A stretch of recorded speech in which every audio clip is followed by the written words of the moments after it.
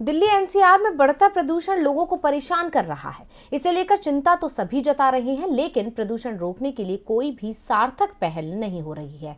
दिल्ली में सभी तरह के निर्माण कार्य रोकने की बात करने वाली केंद्र सरकार सेंट्रल विस्टा का काम रोकने को तैयार नहीं है। यहां तक जब पूरे देश में लॉकडाउन लग गया था, उस समय भी सेंट्रल विस्टा का काम चलता रहा। और जब पूरी दिल्ली प्रदूषण से परेशान है, तो इस पर अब सुप्रीम कोर्ट ने भी सवाल उठा दिए हैं। दिल्ली में प्रदूषण लोगों की परीक्षा ले रहा है। कोर्ट के निर्देश पर दिल्ली में निर्माण कार्य पर रोक लगा दी गई है, लेकिन दिल्ली में सेंट्रल विस्टा का काम पूरे जोर शोर से चल रहा है।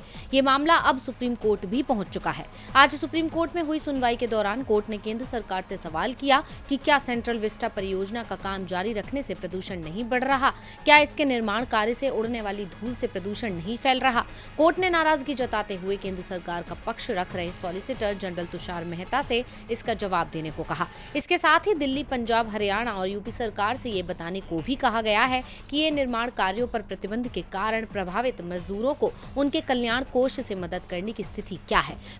प्रदूषण कम करने के ऐतिहासिक उपाय के साथ ही प्रभावित मजदूरों को मजदूरी देने समेत तमाम मामलों से संबंधित कार्रवाई रिपोर्ट अगली सुनवाई 2 दिसंबर से पहले हलफनामे के जरिए अदालत में पेश करने को कहा है।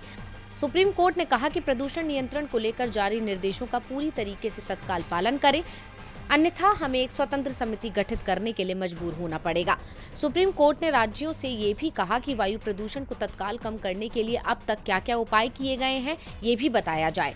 Commission for air quality management in Delhi NCR द्वारा जारी दिशा निर्देशों के अमल संबंधी तमाम जानकारियां हलफनामे के जरिए बुधवार तक शीर्ष अदालत के समक्ष पेश करें। कोर्ट के तेवरों को देखते हुए अब इस बात पर नजर रहेगी कि राज्य सरकारें क्या कदम उठाती हैं और क्या केंद्र सरकार सेंट्रल विस्टा परियोजना पर रोक लगाएगी। डीवी लाइव की रिपोर्ट।